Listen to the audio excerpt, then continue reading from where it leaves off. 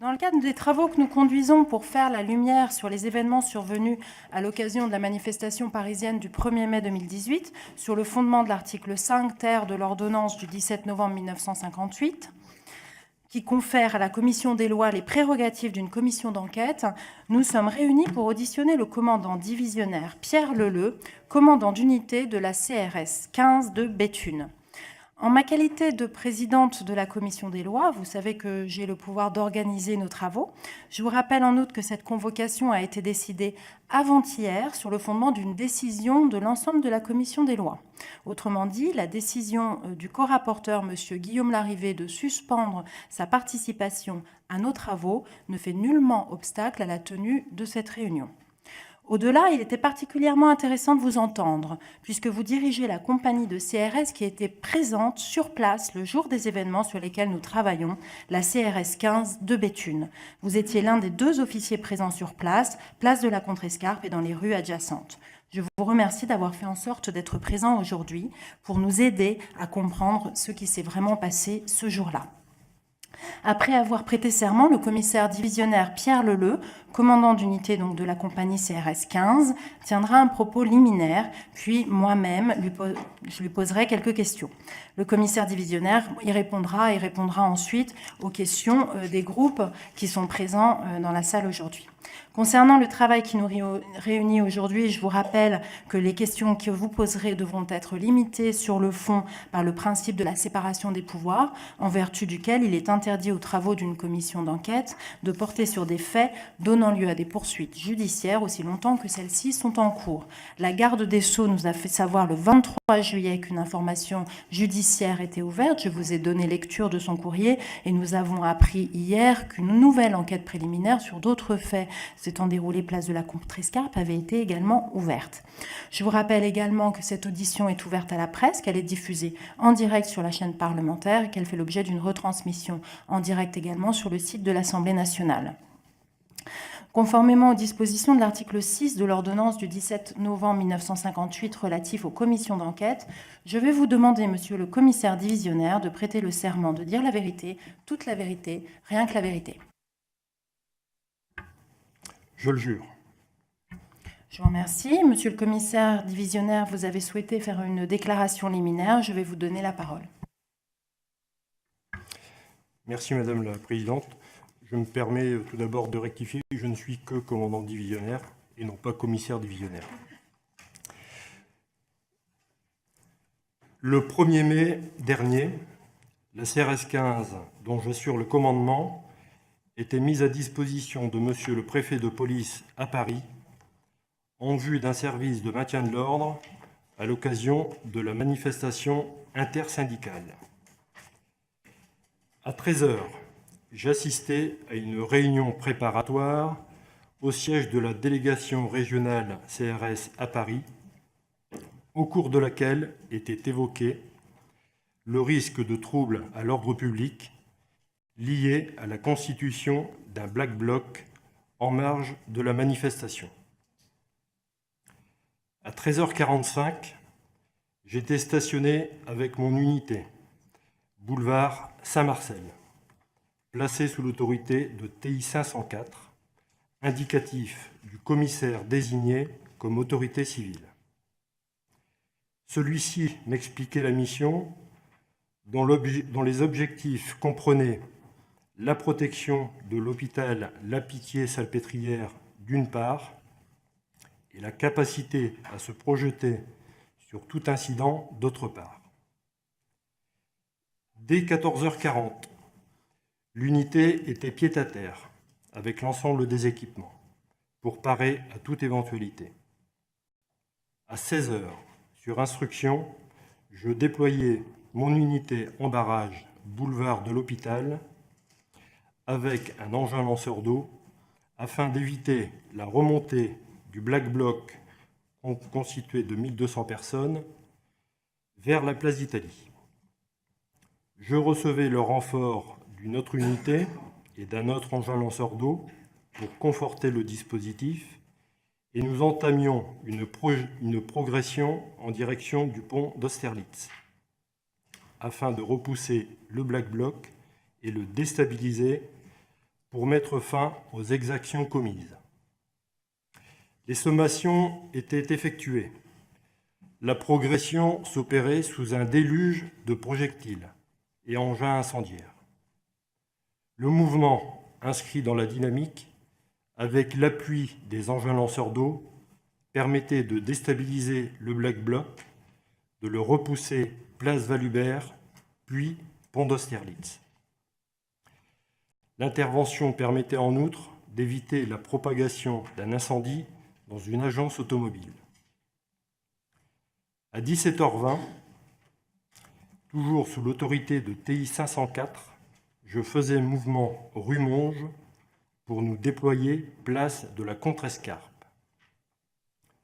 Je recevais pour mission, avec mon unité, de contrôler les accès à cette place afin d'éviter tout rassemblement d'éléments désirant occuper les lieux. Une compagnie d'intervention de la préfecture de police, relevant de la DOPC, et des effectifs civils contribuaient à ce dispositif sous l'autorité de TI 504. Concrètement, les accès par les rues Lacépède, Mouffetard et Blainville nous incombaient. Des groupes hostiles gravitaient autour de la place, usant de projectiles sur nos points. Vers 19h10, des groupes signalés rue Monge nous contraignaient à dépêcher une demi-compagnie sur ce point, ce qui permettait d'interpeller plusieurs personnes rue Lomont pour participation à un groupement en vue de préparer un délit. Dès lors, le dispositif de la place de la Contrescarpe, tombé à une demi-compagnie, se transformait en contrôle de zone, c'est-à-dire dispositif aéré et mobile visant à occuper le terrain et contrôler celui-ci. Vers 19h45, un groupe d'une cinquantaine d'individus se présentait par la rue Lacépède. Une section bloquait ce groupe, pendant que l'autre section maintenait sa position place de la Contrescarpe, face à d'autres personnes usant de projectiles. Un fonctionnaire de l'unité était impacté à la cuisse droite. Plusieurs bonds offensifs de cette section permettaient de déstabiliser les agresseurs et de contrôler la situation. Le groupe d'une cinquantaine d'individus précédemment évoqués, ayant quitté les lieux, permettait à l'officier de regrouper sa demi-compagnie à 19h55 sur la place. Il était décidé avec TI 504 d'effectuer une vague de refoulement et de procéder à l'interpellation d'auteurs de jets de projectiles sur nos effectifs. Les effectifs civils présents sur place s'associaient à cette manœuvre. Mes effectifs extrayaient une personne de sexe masculin, prise en compte immédiatement par un personnel civil, pendant que la jeune fille qui formait le couple était ramenée par un second effectif civil. Ces deux personnes interpellées, positionnées derrière nos lignes, prises en charge par les effectifs de la préfecture de police, la demi-compagnie s'attachait à reprendre et maintenir sa position face à des groupes hostiles aux abords de la place et ainsi poursuivre son contrôle de zone. Il est 20h15. Ce dispositif sera levé vers 21h30. Durant ce laps de temps, différents groupes signalés dans les rues adjacentes nécessiteront l'intervention de l'autre demi-compagnie en divers points. L'unité sera libérée du service à 22h12 et fera retour sur sa résidence à l'issue. Voilà le récit de la journée du 1er mai, tel que nous l'avons vécu, jusqu'à ce que l'on découvre jeudi dernier que les personnes civiles s'étant associées à notre dispositif n'appartenaient pas aux forces de l'ordre.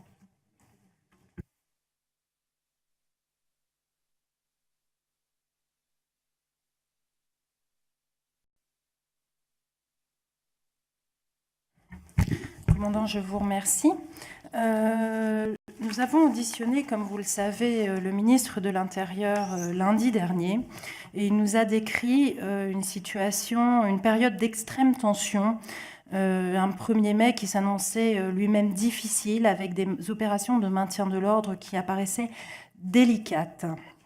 Il nous indique ensuite, au cours de son audition, que ce 1er mai avait été d'une violence extrême, que les moments ont été d'une brutalité inouïe, et que donc vous aviez été obligé de mobiliser jusqu'à 17 unités de compagnie républicaine de sécurité. Est-ce que les événements que vous avez décrits, est-ce que vous partagez l'opinion du ministre de l'Intérieur sur leur violence, sur leur caractère d'une gravité extrême? Quelle est l'appréciation d'un homme qui a à faire face à ces opérations de maintien de l'ordre de façon régulière par rapport à ces événements lors de cette manifestation? Alors, les éléments préalablement réunis avant ce service, effectivement, présageaient d'une journée lourde en termes d'emploi. Nous savions qu'effectivement, comme je l'ai indiqué dans mon propos liminaire, qu'il y avait un fort risque de troubles à l'ordre public lié à la constitution d'un Black Bloc. Boulevard de l'Hôpital, ces prévisions se sont annoncées exactes puisque nous nous sommes retrouvés en présence d'un groupe constitué de 1200 personnes, usant de projectiles en tout genre, équipés de moyens de protection et usant ponctuellement d'engins incendiaires.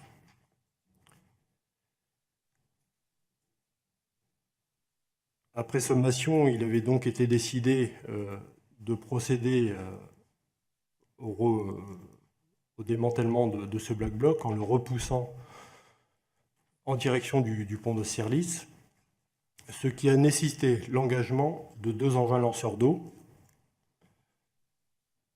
qui ont montré toute l'efficacité. Ils ont permis de maintenir le groupe à distance et de limiter l'utilisation de moyens lacrymogènes en nombre important. D'expérience de terrain, je peux vous dire que le groupe constitué de 1200 Black Blocs nous est apparu à tous comme très important et rarement rencontré, je crois, sur notre territoire. Donc effectivement, cette première phase rencontrée sur le boulevard de l'Hôpital, je partage les propos tenus. C'était une première phase très engagée, au cours de laquelle l'emploi de la force a été nécessaire, de manière prononcée. Et donc, je partage ce point de vue, Madame la Présidente. Je vous remercie. Lorsque vous nous décrivez cette journée, vous nous décrivez être constamment en liaison en fait avec la salle de commandement. Pouvez-vous nous expliquer un petit peu concrètement comment se déroulent les opérations sur le plan de ce commandement? Quelle est la ligne hiérarchique qui est suivie lors de telles opérations?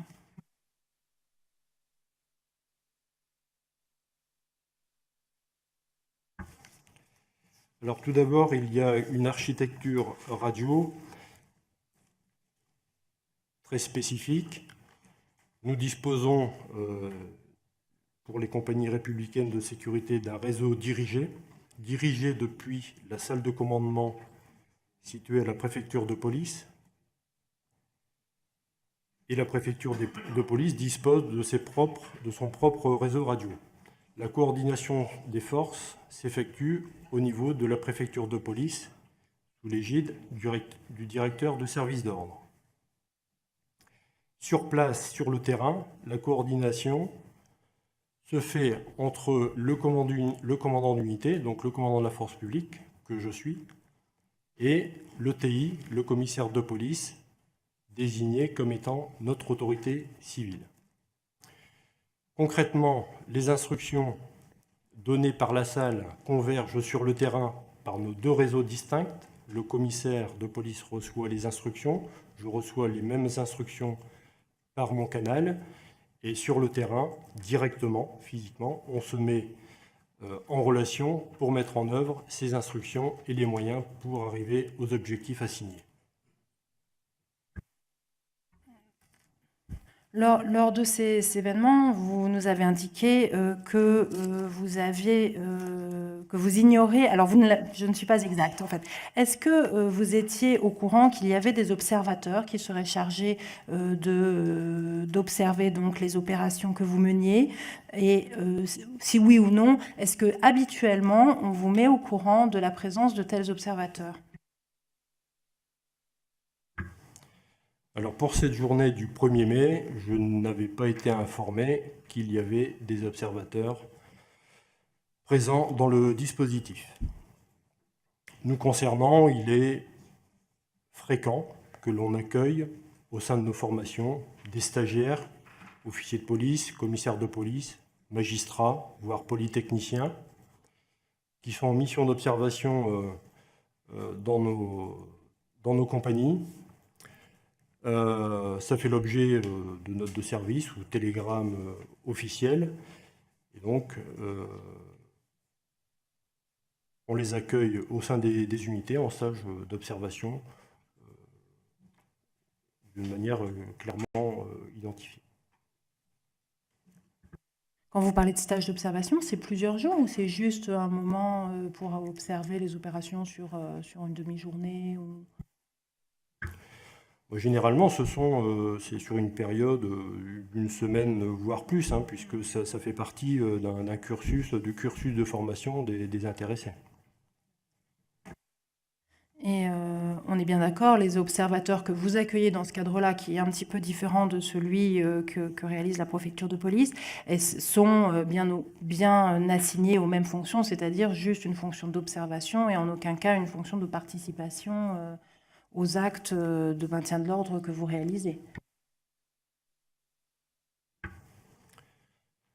Effectivement, lorsque nous avons des personnels en immersion dans nos unités, on les équipe d'un minimum de moyens de protection, gilet pare-balles, le casque, le rudiment nécessaire à pouvoir observer un minimum sur le terrain. Ils sont généralement binômés avec un officier, de manière à leur fournir les explications et les commentaires nécessaires à la compréhension de notre fonctionnement. Sur le terrain, dès lors qu'on se retrouve sur un scénario un peu engagé, on évite de les exposer et donc on les soustrait à l'événement, clairement.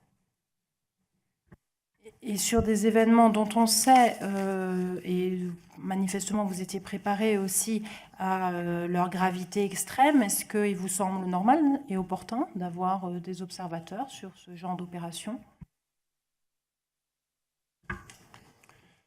Permettez-moi, Madame la Présidente, de ne pas me prononcer sur cette question. Il ne m'appartient pas d'apprécier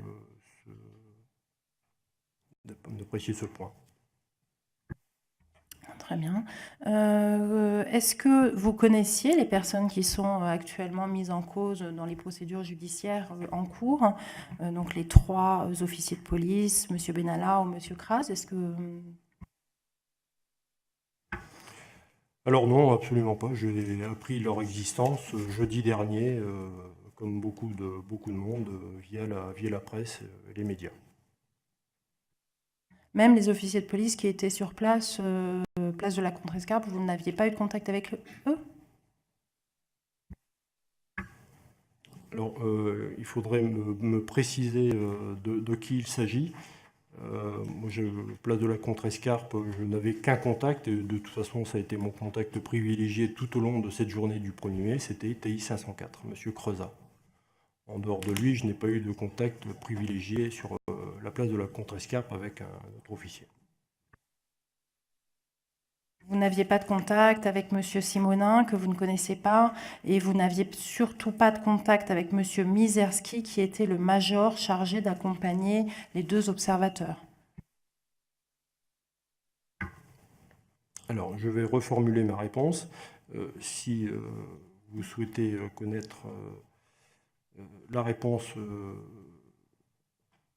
personne par personne, Monsieur Simonin, évidemment que je connais Monsieur Simonin, puisqu'il dispose d'un poste à l'état-major de la DOPC, donc il arrive qu'en réunion, avant un service, je l'aperçoive, même si je n'ai pas de contact privilégié avec ce haut fonctionnaire. Vous m'évoquez qui encore, Madame la Présidente ? Monsieur Mizerski, qui était le major chargé d'accompagner les 2 personnes dont on parle dans cette affaire.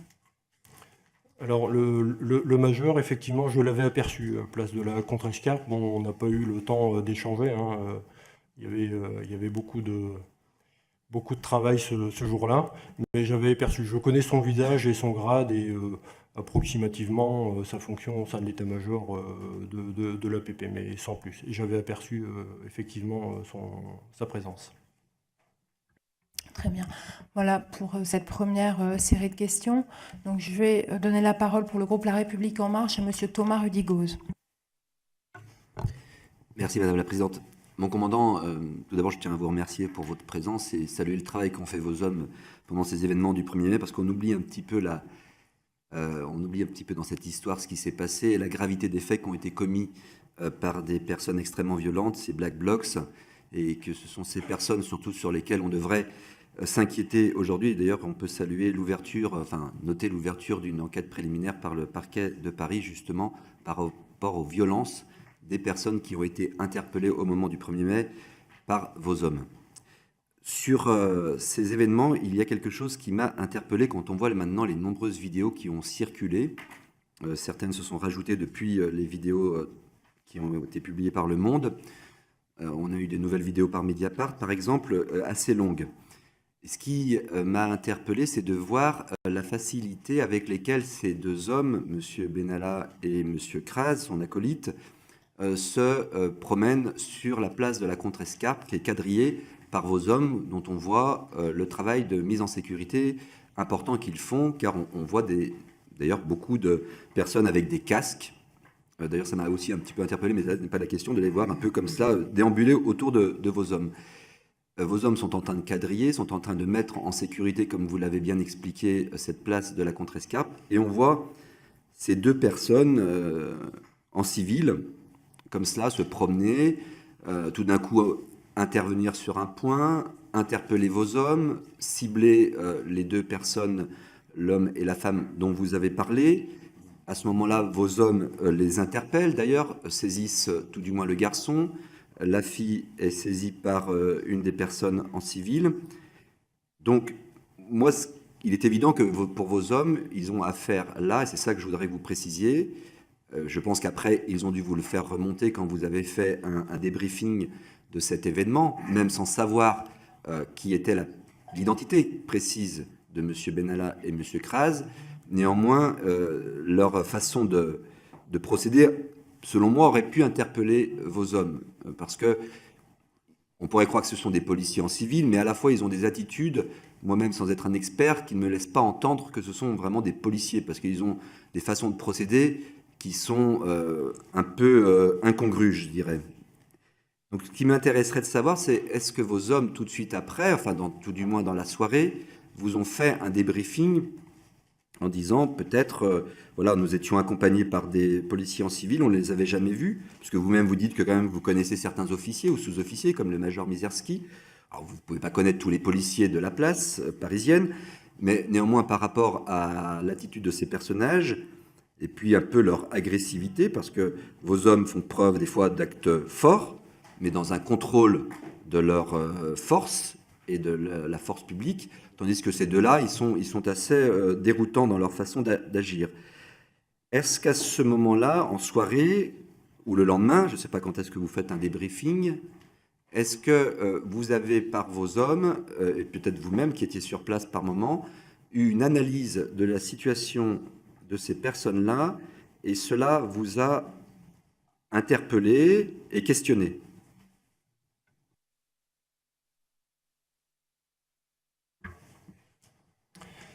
Alors, ce n'est pas une situation singulière que d'avoir au sein d'un dispositif de maintien de l'ordre des personnels en civil, BIVP, BAC, qui chacun dans leurs fonctions respectives effectuent leur mission. Donc, nous sommes habitués à travailler, à mettre en œuvre des dispositifs et d'y associer ou que s'associent à notre dispositif des personnels civils de sécurité publique ou de la préfecture de police. Donc ça n'est pas une situation singulière, bien au contraire, c'est régulièrement rencontré. Les deux personnes dont vous parlez avaient aux yeux de chacun, pour mes effectifs, toute l'apparence de fonctionnaires de police. L'un avait un casque, un poste radio, l'autre portait une arme de poing.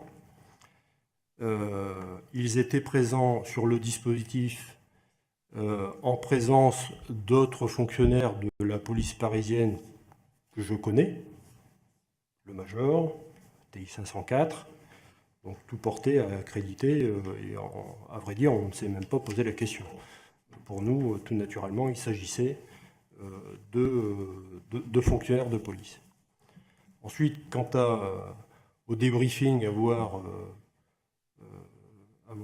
parlé de leur comportement, de leur situation, honnêtement, nous ne l'avons pas fait. L'heure était plutôt au bilan après le service. Je suis rentré avec 6 contusionnés. J'ai un de mes fonctionnaires qui a nécessité des soins quand même pendant 1 mois. Leur bilan matériel également, nous avions utilisé des moyens, donc voilà, il y a des dispositions à prendre pour recompléter les moyens, se reconditionner. Et donc cet aspect des choses n'a pas du tout été évoqué.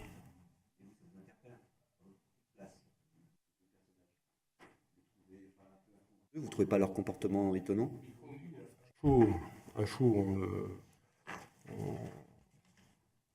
on n'a pas le temps, le regard pendant une opération de maintien de l'ordre est porté plutôt devant que derrière. Comme les effectifs civils évoluent davantage derrière nos lignes que devant pour des raisons de protection, notre attention est plutôt focalisée sur la menace plutôt que ceux qui sont censés travailler avec nous. Donc non, ça ne nous a pas interpellés. Je vous remercie. Toujours pour La République En Marche, Monsieur Jean-François Eliaou. Merci Madame la Présidente. Commandant, je voudrais m'associer à l'hommage qui est rendu par mes collègues aux forces de l'ordre qui ont opéré ce jour-là, et en particulier à vous et aux hommes de votre unité. Je voudrais revenir un moment sur les 2 manifestants que l'on voit molestés par Monsieur Benalla. Nous avons appris qu'ils faisaient l'objet d'une enquête préliminaire. Donc, aviez-vous remarqué un comportement particulièrement agressif ou agressif tout simplement de la part de ces 2 personnes lorsque vous étiez sur la contrescarpe? Et deuxième question, ont-ils été ensuite interpellés par vous ou les hommes qui étaient sous votre autorité à la suite de ces événements? Je vous remercie.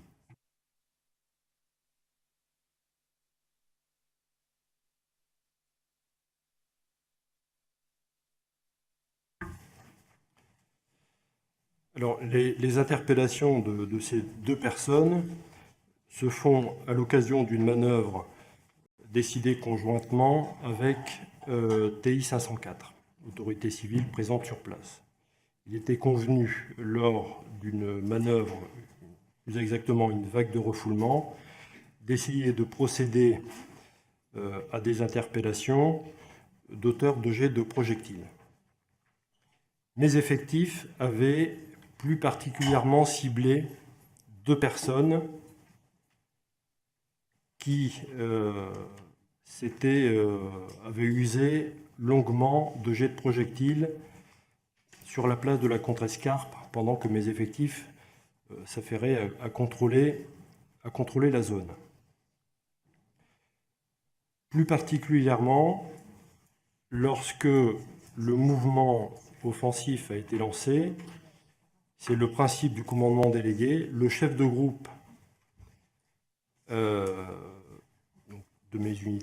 mon unité, a ciblé la personne de sexe masculin comme étant la personne à extraire prioritairement. Ce qui a été fait par mes effectifs. Donc la personne de sexe masculin, très concrètement, est interpellée, est extraite par mes effectifs et remise immédiatement à un personnel civil qui la prend en compte. Personnel civil qui s'avère ne pas être fonctionnaire de police finalement. La seconde personne que nous n'avions pas retenue en cible est prise en compte par un second effectif civil qui s'avère là non plus ne pas être fonctionnaire de police.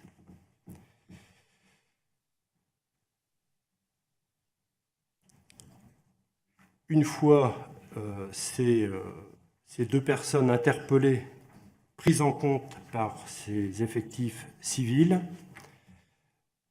il revenait à mes personnels, à mes effectifs, de reprendre le cours de la mission et de redonner toute la cohérence au dispositif pour reprendre le contrôle de zone. Donc tout naturellement, l'attention s'est reportée sur la menace et l'objectif assigné à l'unité.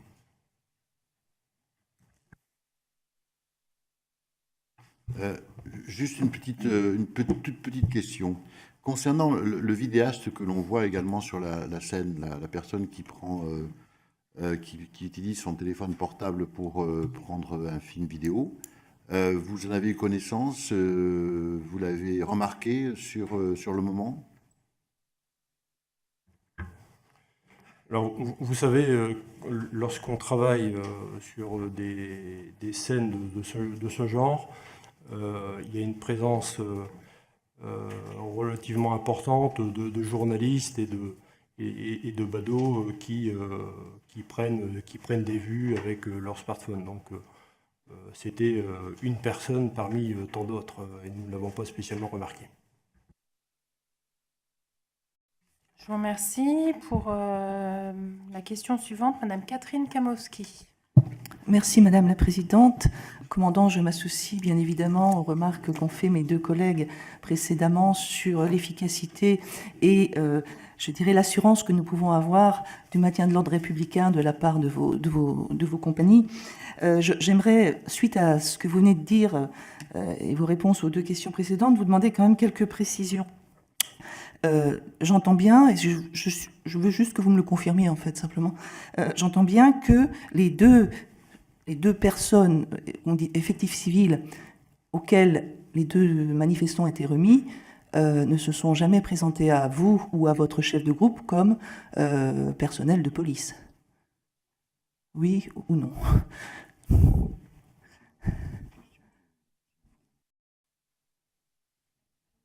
À votre connaissance, bien. Je ne sais pas comment ça marche. Votre question est de savoir si ces deux personnes, effectifs civils que l'on prenait pour des effectifs de la préfecture de police, se sont présentés ès-qualité à mes effectifs en tant que fonctionnaires de police. Non, ils n'ont pas fait. Pardon.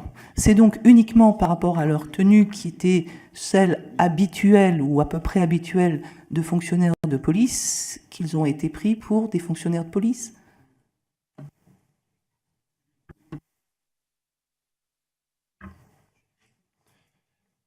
Absolument, c'est la réponse de par leur équipement et leur présence leur présence dans le dispositif avec la présence parmi d'autres effectifs de la préfecture de police. Donc chacun en a déduit que c'était effectivement des collègues.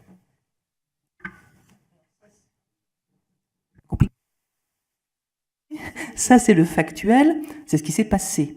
Maintenant, hypothétiquement, si ces personnes s'étaient présentées à vos effectifs comme des observateurs, hein, là comme en observation, ou s'ils vous avaient été présentés comme des observateurs, je ne sais pas, lors de la réunion de préparation ou autre, comment auriez-vous organisé leur présence, si tant est que vous le puissiez, sur cette scène qui était quand même assez violente, ou en tout cas assez mouvementée? Est-ce qu'ils auraient été mis à part? Est-ce qu'on l'aurait... Je ne sais pas. Enfin, là, je vous pose des questions de total novice dans le maintien de l'ordre lors de manifestations violentes. Donc, est-ce que vous pouvez m'éclairer, tant soit peu? Écoutez, madame, nous sommes dans le domaine de l'hypothèse. Bon, écoutez, honnêtement, je suis là pour vous rapporter ce que nous avons fait, ce que l'on a constaté. Bon, je n'émettrai pas de point de vue particulier là-dessus. Alors, je vais peut-être reformuler mes questions. Usuellement, lorsqu'il y a des observateurs sur une scène mouvementée, hein, je précise bien, parce que vous avez insisté, toutes les personnes qui étaient chargées du maintien de l'ordre nous l'ont bien dit, c'était un contexte quand même de forte tension, de violence et de crainte aussi de dispersion de cette violence un peu partout. Usuellement, que faites-vous lorsque vous avez un ou des observateurs, ou coordonnez-vous à vos hommes de fer lorsqu'il y a un ou des observateurs dans une scène potentiellement violente, s'il vous plaît? Alors, lorsqu'au sein de nos formations, nous avons des gens en stage d'observation, ils bénéficient d'un référent qui les guide tout au long de leur stage. À charge à lui d'évaluer la situation et en fonction de celle-ci, soustraire éventuellement ses observateurs à l'événement s'il juge qu'il y a danger pour celle-ci. Je vous remercie. Pour La République En Marche, Madame Laetitia Avia. Merci Madame la Présidente.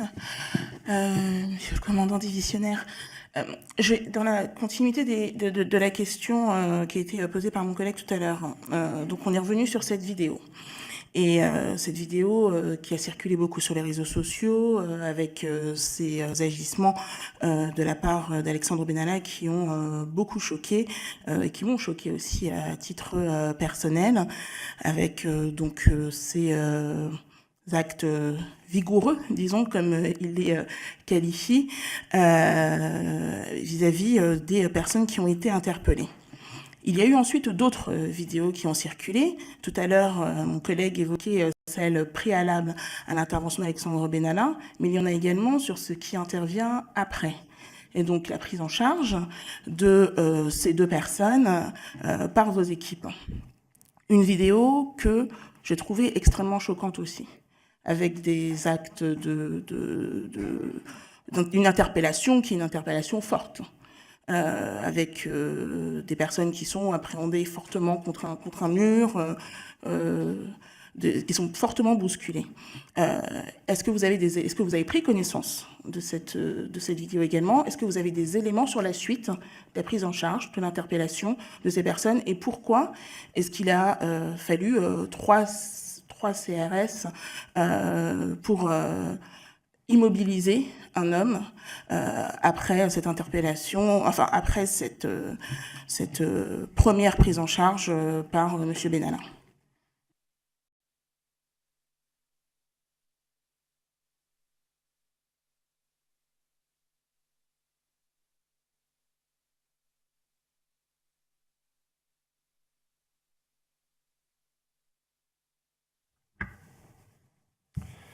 Si l'on reprend le déroulement des faits, mes effectifs extraient une personne de sexe masculin.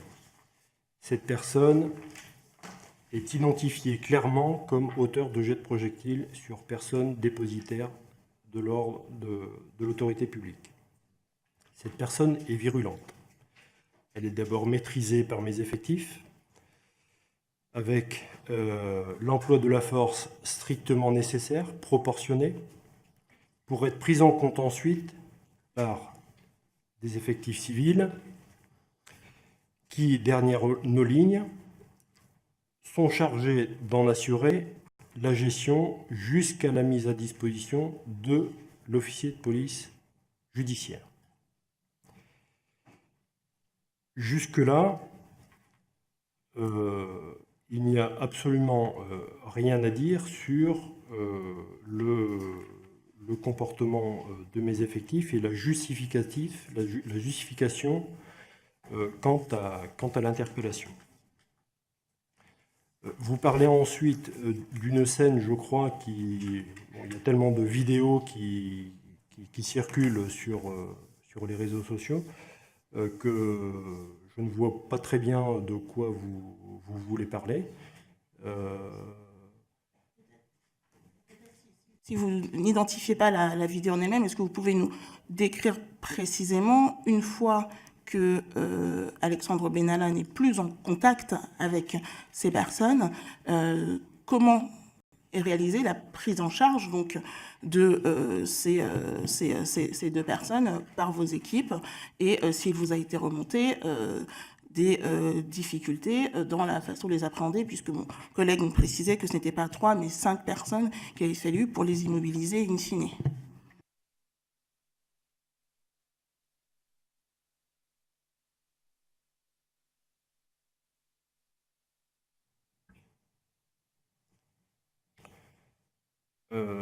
Il revient aux personnes,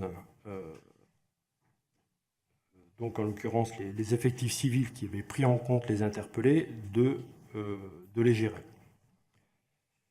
C'est le principe même de la complémentarité, et c'est tout l'intérêt de ce genre de procédé, puisque ça nous permet de maintenir toute la cohérence à notre dispositif. Dès lors, la gestion de ces personnes ne nous incombait plus derrière les lignes.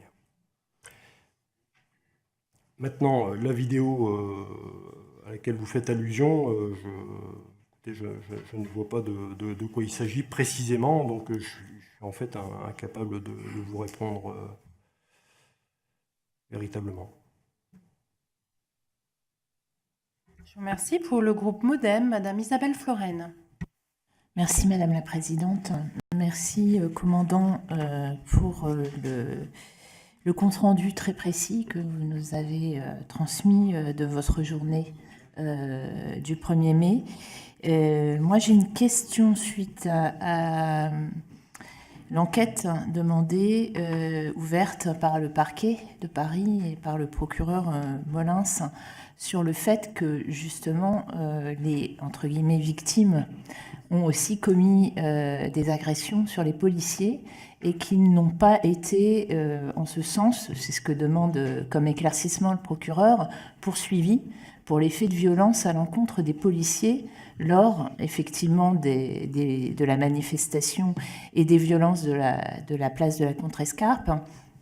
Donc, moi, ma question, c'est, d'une part, savez-vous et avez-vous une information sur les suites de vos interpellations? Combien de personnes ont été interpellées exactement sur la place de la Contrescarpe suite aux violences qui ont été commises ce soir-là? Et ensuite, comment se passe, parce que vous nous dites, vous les remettez à l'officier de police judiciaire, les personnes interpellées. J'aurais voulu avoir des précisions sur justement la chaîne d'information, et si vous avez ensuite un retour ou sur le débriefing qui est fait. Effectivement, le couple en lui-même ne fait pas partie des personnes qui ont été interpellées ce soir-là.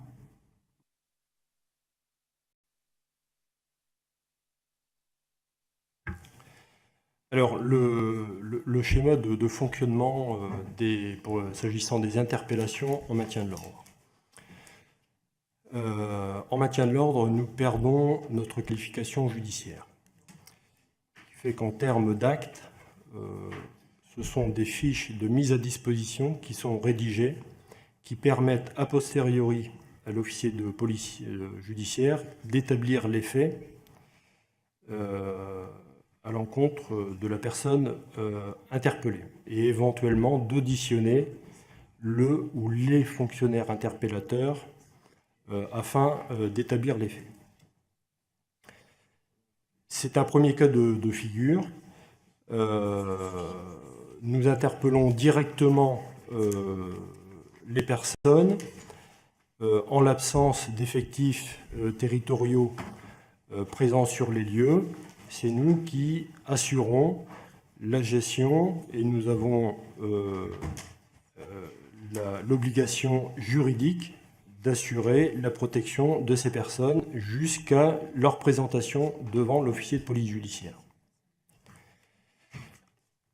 Le deuxième cas de figure, c'est en présence d'effectifs territorialement compétents qui prennent le relais, et en quelque sorte, là, nous, on est la main forte, si vous voulez, à cette opération d'interpellation. C'est aux effectifs territoriaux de prendre le relais et d'effectuer les démarches, et en l'occurrence, un procès verbal de saisine ou une fusillade d'interpellation, en fonction des circonstances, avant remise de la personne interpellée et sa présentation devant l'OPJ. Est-ce que vous avez le nombre de personnes qui ont été interpellées? J'ai entendu 31 personnes sur la place de la Contrescarpe ce soir-là.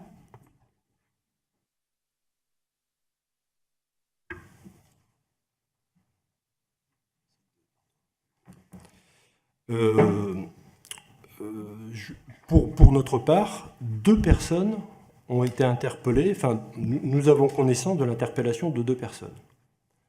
Concrètement, il s'agit de la personne de sexe masculin que nous avons extraite et remise et prise en compte immédiatement par un effectif civil, et la personne de sexe féminin, interpellation à laquelle nous avons assisté, qui a été prise en compte directement ramenée par ce deuxième effectif civil. Donc 2 personnes, pour moi, interpellées place de la Contrescarpe, en tout cas, lors de la manœuvre de mon unité et au cours du contrôle de zone tenu par mon unité.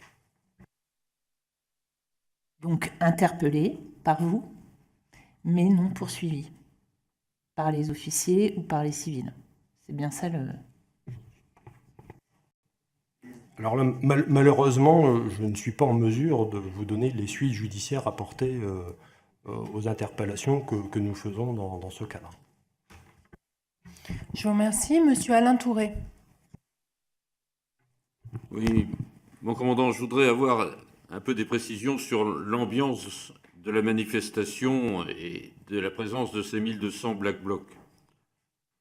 Ça me semble être quelque chose d'extraordinairement fort. Est-ce qu'on est en présence d'actes de guérilla urbaine organisés par des gens qui ont une formation paramilitaire et qui décident d'en aller à l'affrontement avec les forces de l'ordre pour aller vers un choc maximum? Est-ce qu'il est habituel d'avoir ainsi 1200 personnes organisées? Est-ce que ces 1200 personnes sont françaises ou est-ce qu'elles relèvent, comme on l'a vu dans l'affaire de la ZAD en Bretagne, d'individus venant de l'ensemble des régions de France ou de même d'Europe? Est-ce que, lorsque je vous dis que j'ai le sentiment que c'est une guérilla urbaine, est-ce que vous avez ce sentiment-là? Est-ce que vous avez le sentiment qu'on a affaire à des émeutiers? Est-ce que vous avez le sentiment qu'on a affaire à des individus qui ont décidé véritablement d'utiliser des moyens contre la République? Et à partir de ce moment-là, quels moyens? Viennent-ils avec des cocktails Molotov? Viennent-ils avec des billes des élingues avec des billes de plomb? Est-ce que les objets qui sont envoyés, ils viennent avec eux ou est-ce qu'ils les trouvent sur place? Je voudrais avoir la relation par vous-même de cela, parce que ça me semble très important pour mieux comprendre ces faits qui me semblent extraordinairement graves et qui relèvent d'une véritable insurrection.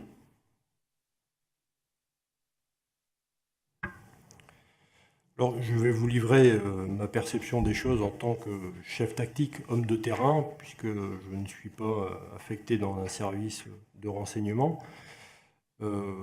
Effectivement, le Black Bloc du 1er mai, c'était un regroupement très sincèrement impressionnant par la masse composée, équipé, comme je vous l'ai dit, de moyens de protection en tout genre pour en découdre avec les forces de l'ordre, équipé d'engins incendiaires et autres projectiles, cocktails Molotov et engins incendiaires, parce qu'ils sont très inventifs sur les procédés, vous savez, pour porter des coups aux forces de l'ordre. Ils sont très ingénieux. Et également, ça sera le dernier point que je pourrais vous livrer, effectivement, on a noté la présence de personnes de nationalités étrangères, de pays européens voisins qui se mêlent à ces manifestations pour les faire dériver. On a l'impression que c'est absolument extraordinaire qu'il n'y ait pas eu plus de blessés. Quand on voit deux forces pareilles, puisqu'ils s'entraînent, ces gens-là, ils ne viennent pas comme ça par hasard, je suppose qu'ils sont organisés, structurés, et qu'il n'y ait pas eu des blessés plus graves. Il y en a qui ont été, vous l'avez indiqué, blessés, mais ça reste dans un domaine léger par rapport au risque colossal que ça pourrait avoir. Est-ce que c'est véritablement dû à la chance ou bien alors à l'extraordinaire professionnalisme de vos troupes qu'il n'y ait pas eu des blessés plus graves? Alors, nous avons tenu compte des éléments passés, donc on a un peu maintenant de recul face à leur procédé. Donc, le 1er mai, nous avons déployé tout d'abord les engins lanceurs d'eau qui ont permis de garder à distance le Black Bloc, donc hors portée de nuire directement, même si quelques engins incendiaires et cocktails Molotov ne sont pas tombés loin de nos lignes. Donc les engins lanceurs d'eau ont constitué un premier avantage. Les moyens d'appui, que sont bien évidemment les grenades lacrymogènes, puisque dans mon bilan, rien que pour mon unité, sur le boulevard de l'hôpital, 60 grenades ont été lancées pour justement maintenir à distance et déstabiliser le Black Bloc. Et puis, je l'avais dit dans mon propos liminaire, on a inscrit le dispositif dans une dynamique, ce qui fait que on a gardé toujours l'initiative sur l'événement. Et puis, c'est notre boulot, on s'entraîne pour ça, on est équipé pour ça. Ce sont des automatismes collectifs, sans cesse répétés. On a un lourd dispositif de formation collectif, parce que les CRS, ce n'est pas une succession d'individualités, c'est un groupe qui a l'habitude de travailler ensemble avec un rôle déterminé pour chacun dans l'organisation. 2 sections de protection et d'intervention, 2 sections d'appui à la manœuvre. Dans chaque section, 3 groupes. Un groupe qui commande, 2 groupes un qui est plus à l'offensive, l'autre qui appuie. Enfin bon, bref, c'est tout un orchestre, une musique qui s'entraîne et qui s'aguerrit pour faire face à ce type d'événement. Je vous remercie, Monsieur Mbaye. Oui, merci Madame la Présidente. Bien, merci mon commandant. J'aimerais revenir un petit peu sur le déroulé de cette journée du 1er mai, et notamment la réunion préparatoire que vous avez évoquée en tout début de vos propos, à 13h précisément. Et j'aimerais savoir, à cette réunion préparatoire à laquelle vous assistiez en même temps que le commissaire divisionnaire, enfin le commissaire qui était désigné comme l'autorité civile et votre interlocuteur sur cette manifestation. Est-ce que, mon commandant, est-ce que vous avez ouvertement posé ou pas la question de savoir si sur cette manifestation, il y avait des observateurs prévus?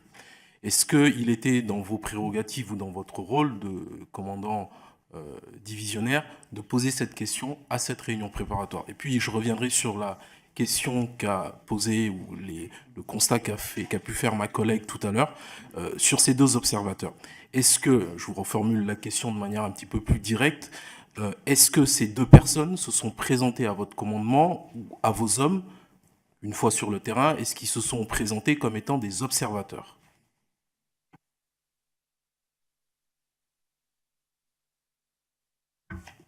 Alors, tout d'abord, la réunion préparatoire à laquelle j'ai assisté s'est déroulée au siège de notre délégation régionale. Bon, c'est l'organe de commandement déconcentré de la direction zonale CRS de Vélizy, déconcentré à Paris pour l'emploi des unités CRS sur la capitale et le Grand Paris.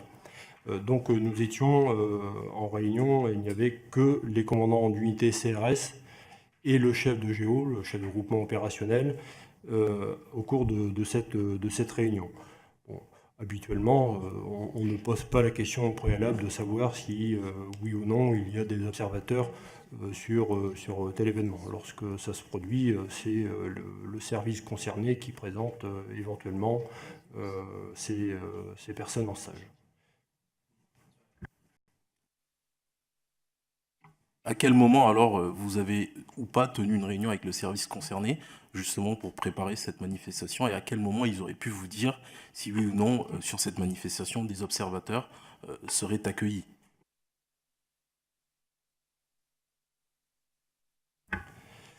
Comme je vous disais, la réunion s'est faite uniquement en présence des autres commandants CRS et du chef de groupement opérationnel. Donc il n'a pas été évoqué la présence d'extérieurs et d'observateurs. J'entends bien, donc est-ce à dire qu'il n'y a eu aucune communication entre votre unité, votre commandement et le commissaire autorité civile sur cette question-là? Est-ce qu'à un moment donné, il y a eu au moins une information qui a été partagée, puisque on est quand même sur une manifestation, et mes collègues l'ont rappelé, d'une grande importance, où votre unité a dû faire face à un certain nombre de manifestants virulents, violents. Vous-même, vous disiez que dans votre unité, vous étiez à même d'accueillir des stagiaires, et que tout était des stagiaires observateurs, et qu'au préalable, tout était organisé pour que ces observateurs soient identifiés et ne serait-ce que protégés. Moi, j'ai envie de savoir aujourd'hui, est-ce que dans la chaîne d'information, est-ce qu'on vous a prévenu à un moment donné ou pas que sur la manifestation, et notamment place de la Contrescarpe, des observateurs seraient présents? Donc, mon contact privilégié avec l'autorité civile s'est produit avec TI 504. À aucun moment on m'a fait part de la présence d'observateurs sur le terrain. Sur ma deuxième question, ces mêmes observateurs ne se sont pas présentés volontairement, spontanément à votre commandement une fois sur place? Absolument pas. Je vous remercie. Monsieur Guillaume Vuittet. Merci Madame la Présidente. Mon commandant, évidemment, il est compliqué pour nous de nous mettre dans l'ambiance de ce qui était une opération aussi violente, et évidemment je rejoins mes collègues pour saluer l'action qui était la vôtre et celle de vos collègues à ce moment-là.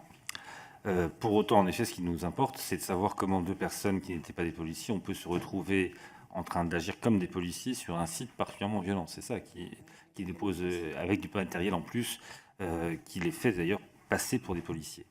Donc, même si vous nous l'avez déjà dit, il faudrait que vous nous confirmiez que c'est bien des personnes qui étaient déjà équipées au moment où vous arrivez sur le site de la Contrescarpe, donc qui ont été équipées par les personnels de l'APP présents avant. Est-ce que c'est bien le cas? Il y a, et puis j'aurais peut-être, je vous demande de répondre déjà à cette question-là, ensuite j'en aurai une ou deux derrière, si ça ne vous dérange pas. Est-ce qu'ils sont déjà équipés au moment où vous arrivez sur la place de la Contrescarpe, ces deux personnels civils qui passent pour des policiers? Écoutez, quand on met en place le dispositif sur la place de la Contrescarpe, je suis avec mes 4 sections. Il y a de mémoire 2 sections, deux sections des compagnies d'intervention de la préfecture de police sur place, pas mal d'effectifs civils.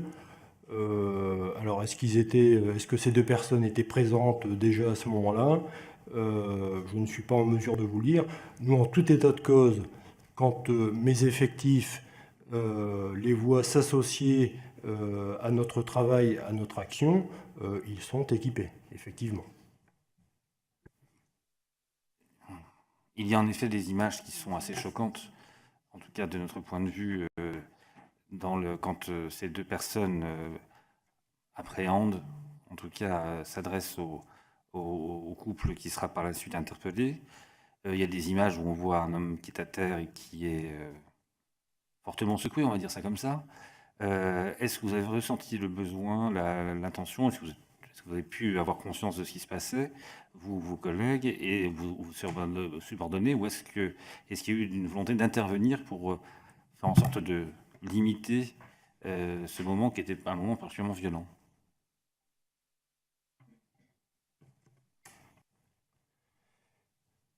Une fois les interpellations réalisées, l'attention des personnels s'est reportée sur la menace pour reconstituer un dispositif cohérent et ne pas passer à côté de l'objectif assigné à notre demi-compagnie.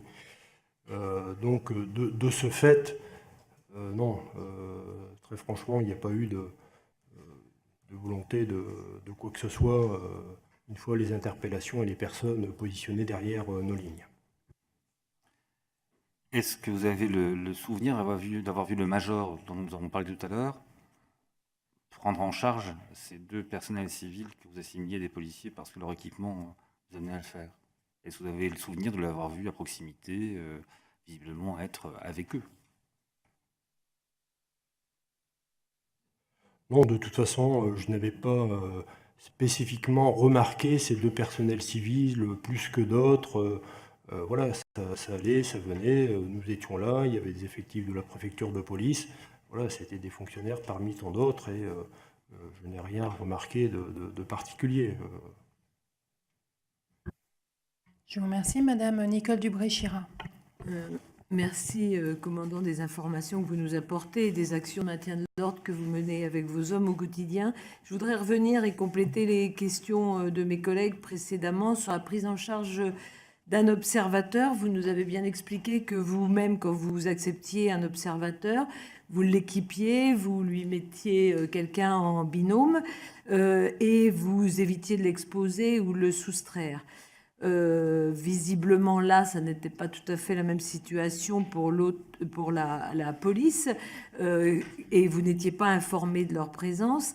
Quels moyens avez-vous, vous, de distinguer une personne qui serait en situation d'observation ou d'encadrement plus ou moins connue dans cette situation-là par rapport à quelqu'un qui serait en situation d'être un imposteur et qui serait équipé de la même façon? Quelle est la possibilité de distinguer les choses? Et au vu de cet événement, est-ce que vous envisagez une réorganisation par rapport à l'accueil d'observateurs nouveaux, que ce soit auprès de vous ou dans la police, de façon à éviter ce genre de problème? Alors, l'équipement et la signalisation d'observateurs en stage dans nos formations, enfin dans la police en général, c'est pas quelque chose de normé. Il n'y a rien de prévu a priori pour identifier d'une quelconque façon ces personnes. Maintenant, s'il doit y avoir une réflexion, il appartiendra aux échelons supérieurs, aux échelons centraux de se poser sur cette problématique et d'envisager pourquoi pas un schéma plus performant, plus cohérent. Juste un complément, on comprend bien que dans ces situations-là, personne n'a trop le temps de repérer qui est qui, parce qu'il y a d'autres priorités d'intervention. Mais d'où la faille possible de laisser des gens sur site qui n'y ont rien à faire. Donc, qu'est-ce qu'on peut faire pour éviter cette situation-là? C'est un sujet qui peut mériter réflexion, effectivement, et là encore, il appartiendra aux échelons supérieurs de se pencher, le cas échéant, sur la question. Et après tout, c'est la première fois qu'un tel accident survient. Je vous remercie. La parole est à Jean Terlier. Merci Madame la Présidente. Mon commandant, on a bien compris à travers vos explications que vous n'étiez pas informé de la présence de ces observateurs sur la manifestation. On a bien compris également que ça aurait été compliqué pour vous de l'apprécier dans la mesure où il y avait au moins l'apparence donc de policiers. Je reviens un peu moi sur une question sur la chaîne de commandement. La question est très claire. Est-ce qu'on aurait dû vous prévenir de la présence de ces observateurs sur cette manifestation? On a bien compris que ce n'est pas quelque chose de commun sur une manifestation qui s'apparente à potentiellement des situations de dangerosité. Mais est-ce qu'on aurait dû vous prévenir de la présence de ces observateurs? Et si oui, qui aurait dû le faire?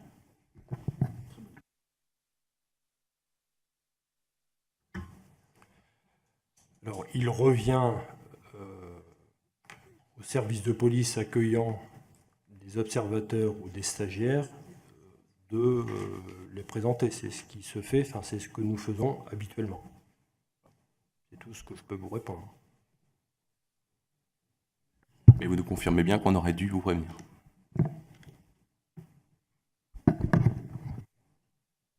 Il est mieux qu'effectivement que ces personnes soient identifiées. Donc, c'est ce que nous pratiquons. Je vous remercie. Rémi Riprotte. Oui, je voulais revenir sur un point, parce que on nous a dit tout au début de cette affaire que les deux personnes interpellées, victimes, entre guillemets, des agissements de M. Benalla et de M. Kras, étaient quasiment des touristes sur la place, qui passaient par là par hasard, des gens fort aimables. Bon, vous nous dites, a priori, vous nous confirmez que c'était plutôt des gens qui étaient virulents, qui étaient dans une certaine forme d'excitation, voire qui lançaient éventuellement des projectiles, que c'était véritablement des gens qu'il fallait interpeller. Je vous confirme que les deux personnes dont vous parlez avaient été détectées plus particulièrement comme auteurs de jets de projectiles sur mes effectifs, à partir des terrasses de café, objets en verre, bouteilles, cendriers, carafes, etc.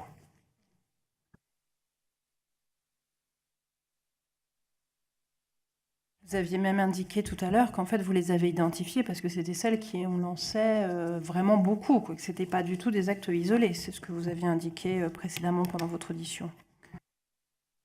Je vous confirme cela, Madame la Présidente. Madame Hélène Zanier. Merci, Madame la Présidente. Alors bien évidemment, on s'associe tous dans nos félicitations pour la gestion de cette manifestation qui était vraiment très très compliquée. D'ailleurs, je voulais un peu rebondir là-dessus. Je voulais un peu rebondir sur ce qu'étaient les blessés. J'ai cru comprendre que c'était essentiellement les forces de l'ordre qui avaient été plutôt blessées, que les dégâts étaient essentiellement matériels. Donc, ce qui prouve bien aussi que vous avez su gérer au mieux dans les circonstances qui étaient terribles et qu'on connaît tous. Alors, d'après la presse, l'homme qui avait été interpellé aurait, pas déposé plainte, mais aurait été chez un médecin pour dire qu'il avait de fortes douleurs, mais ça au bout d'une dizaine de jours. Alors j'ai bien compris, c'est d'après la presse bien évidemment, alors j'ai bien compris la chaîne de décision, mais je voulais quand même poser la question par acquis de conscience. Est-ce que vous avez eu connaissance de plaintes, de douleurs? Est-ce que ça vous a été remonté, plaintes, douleurs de cette personne juste après l'interpellation? Non, ce ne sont pas des éléments qui me sont parvenus. Absolument pas.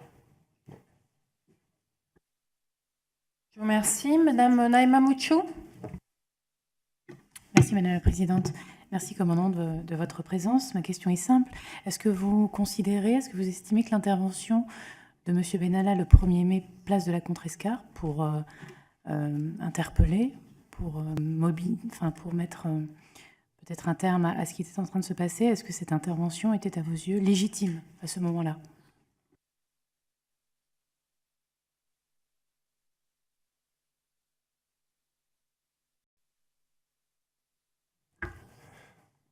Je laisse le soin aux autorités judiciaires d'apprécier cette situation. Pour ma part, je ne vais pas commenter ce point, si vous le permettez. Oui. Pour rebondir sur la question de ma collègue, et si on remplaçait le mot légitime par décisif, quelle serait la nature de votre réponse, s'il vous plaît? Alors là, effectivement, c'est pas tout à fait la même question.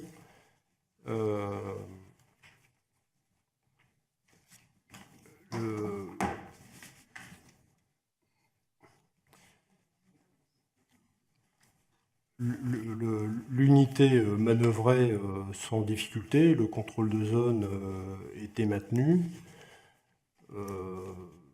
Cette intervention n'a pas apporté une plus-value significative, n'a même pas apporté de plus-value au déroulement de l'opération. En revanche, comme vous ne procédez pas aux interpellations, vous êtes obligé, une fois que vous avez immobilisé ces deux personnes dont on sait qu'elles ont été extrêmement agressives à l'égard de vos hommes, il faut bien avoir la poursuite de cette action et donc il faut que vous ayez des hommes à qui il faut vous remettez ces deux personnes dont vous venez d'assurer l'immobilisation et la neutralisation.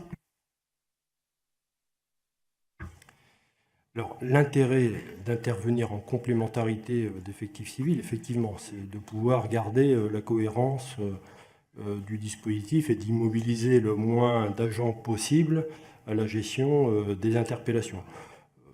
Dans ce sens-là, effectivement, à condition que ce soit bien coordonné et bien fait, le travail d'interpellation combiné à notre action, les actions d'interpellation menées par des effectifs civils combinés à notre action peut apporter une plus-value. Ça a permis la neutralisation des deux individus qui étaient manifestement les plus, en tout cas ceux que vous aviez repérés comme étant les plus actifs sur cette zone à ce moment-là. Donc on voit bien la complémentarité entre les différentes actions. Est-ce qu'il y a d'autres questions dans la salle? Monsieur Jean-François Eliaou. Oui, merci Madame la Présidente pour la deuxième question. Je vais venir sur ce que vous appelez TI 504, c'est ça, le commissaire, pardon, qui semble-t-il s'appelle le commissaire Crezat, c'est ça. Connaissez-vous ce commissaire ou aviez-vous l'habitude de travailler avec ce commissaire, cette autorité civile? Et de la même façon, avez-vous l'habitude de travailler avec le major Mizerski lorsque vous intervenez sur le territoire de Paris? Alors, s'agissant du major, c'est un visage qui m'est familier pour le croiser lorsqu'il y a des réunions préparatoires à la salle de commandement de la préfecture de police.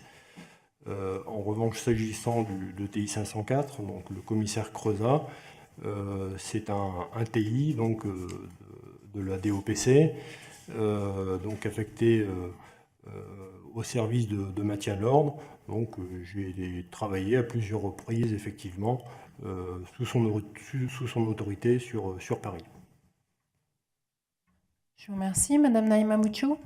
Oui, merci Madame la Présidente. Simplement, commandant, pour peut-être effectivement préciser mon propos, je comprends bien effectivement qu'une enquête est en cours, vous avez raison, mais est-ce que ce 1er mai, cette intervention de M. Benalla vous a simplement paru normale ou anormale? C'est vraiment pour que nous puissions nous situer dans le contexte et connaître un petit peu l'état d'esprit de ceux qui étaient sur place. Sur place, pour nous, il s'agissait de l'action d'un fonctionnaire de police de la préfecture de police commettant une interpellation sur des individus clairement ciblés comme auteurs de jets de projectiles. Donc ça ne nous est pas apparu comme anormal.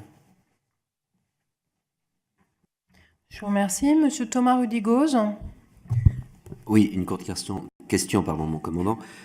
Qui est un peu en lien avec la première question que je vous avais posée quand je vous avais parlé de débriefing. Existe-t-il un procès-verbal de votre intervention? Est-ce que c'est quelque chose que vous faites habituellement sur ce type d'intervention? Et si ce procès-verbal existe, est-ce qu'il pourra être communiqué à la commission des lois, s'il vous plaît?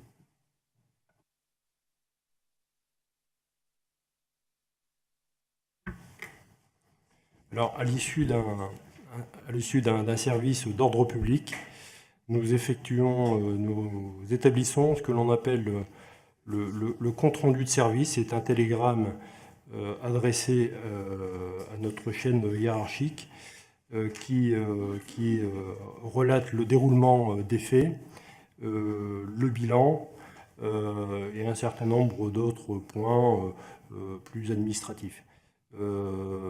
Ce document, à ma connaissance, a été sollicité pour la procédure judiciaire. Je vous remercie. Donc, je pense que nous en avons terminé. Commandant Leleux, nous vous remercions pour la précision de vos réponses et votre disponibilité qui nous ont permis d'avoir des éclaircissements importants sur un certain nombre de points. Merci beaucoup, mes chers collègues. La séance est levée.